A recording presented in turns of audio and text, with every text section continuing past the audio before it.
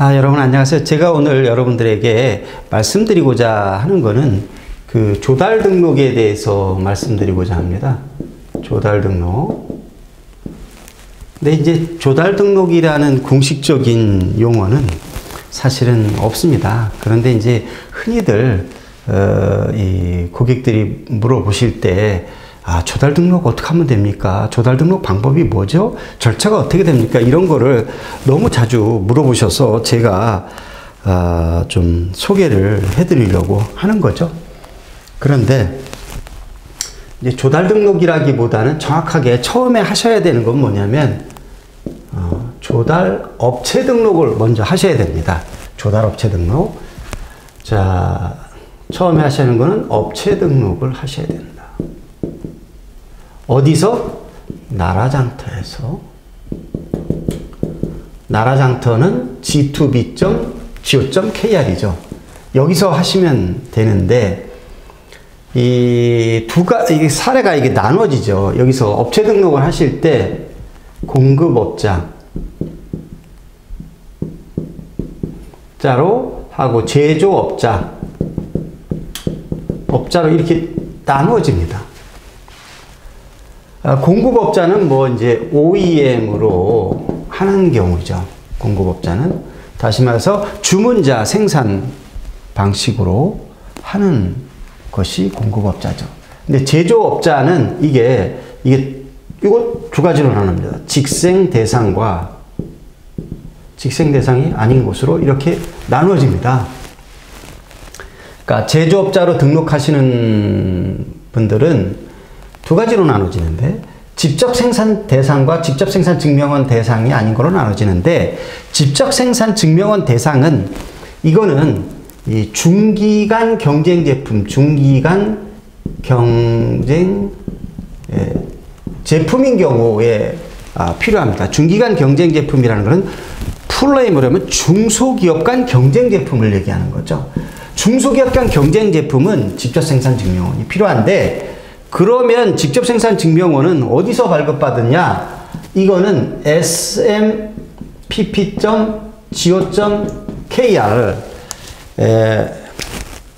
여기서 발급받으시면 된다. 여기는 뭐냐? 이 중소기업 기업 정보망, 정부에서 운영하는, 여기서 보면 직접 생산 증명원을 발급받기 위한 어떤 공장의 평수, 인원, 이런 것들이 다 정해져 있어요. 그거를 미리 확인하시고 공장이나 평수, 직원, 장비 이런 걸 먼저 확인하신 다음에 여기서 온라인에서 신청하시고 추진하시면 됩니다. 이 사이트를 한번 smpp.go.kr 들어가시면 그 신청 방법이라든지 또 규정이라든지 공장 평수, 장비, 뭐가 필요한지 다 나와 있어요. 한번 보시기 바랍니다.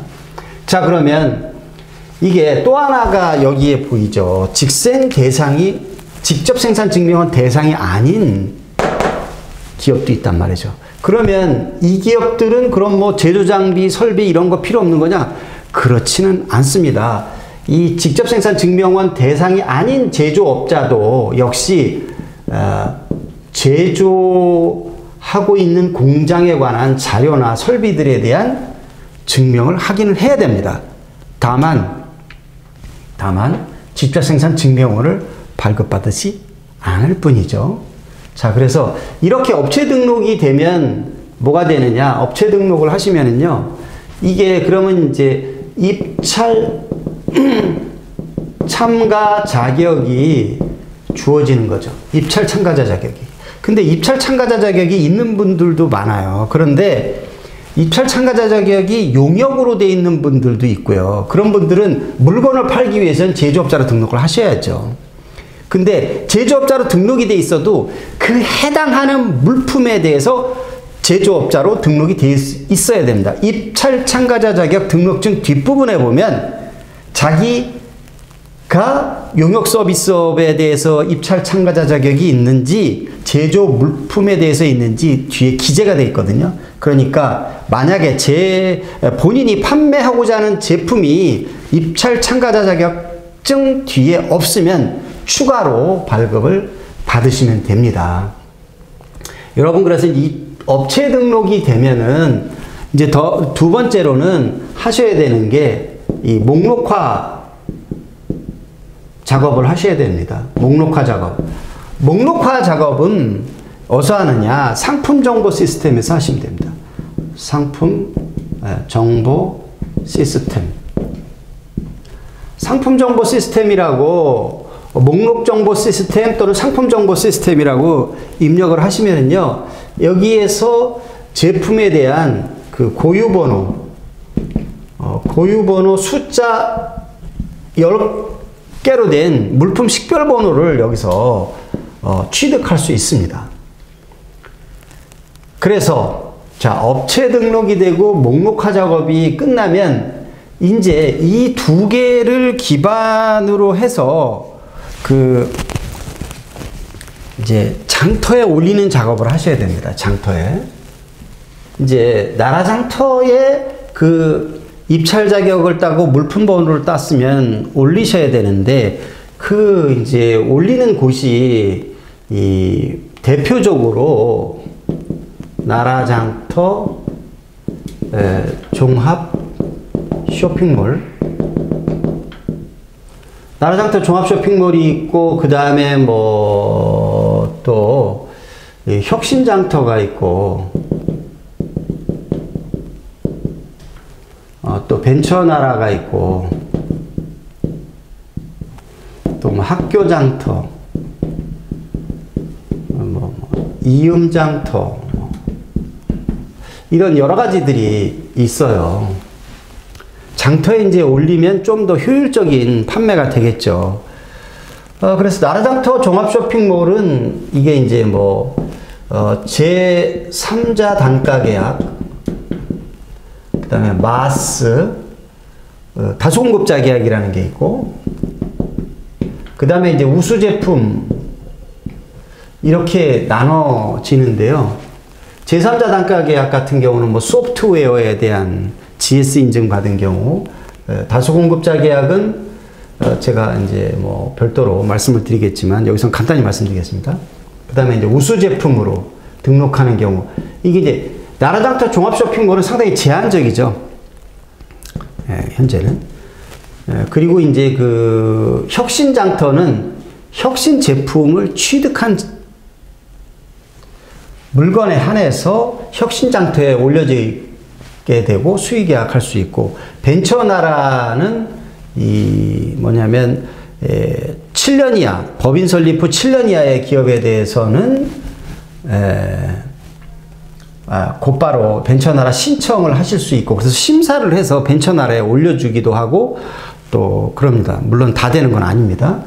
근데 이제 벤처나라는 법인 설립 후 7년이 넘었으면 벤처 인증이 있어야 됩니다. 벤처 인증이 있어야 된다는 거고요. 그 다음에 이제 학교장터는 이 물품 번호와 업체 등록 번호, 그러니까 물품 번호와 그 입찰 참가자 자격, 그 두 개를 기반으로 해서 여기에 또 학교장터나 이음장터에도 이렇게 도전을 하실 수가 있습니다. 그러니까 처음에 말씀드렸던 업체 등록이라든지 물품 번호를 취득하는 거는 이 정부 공공 장터에 물건을 파는 이제 기초라고 할 수 있고요. 또 그거를 기반으로 해서 G2B 사이트에서 입찰이 뜨는 거를 공고문을 보고 거기에 입찰에 참여하실 수도 있게 되는 거죠. 그래서 이제 대략 이런데, 이제 이런 시장에서 조금 더 이제 앞으로 나가시는 방법은 이제 뭐 아무래도 특허가 있고, 특허가 좀 더 혁신성을 띈다면, 특허의 혁신성을 가지고 있다면 이거를 기반으로 해서 기술 인증을 받아서 뭐 수의 계약하는 그런 방안들도 있겠죠.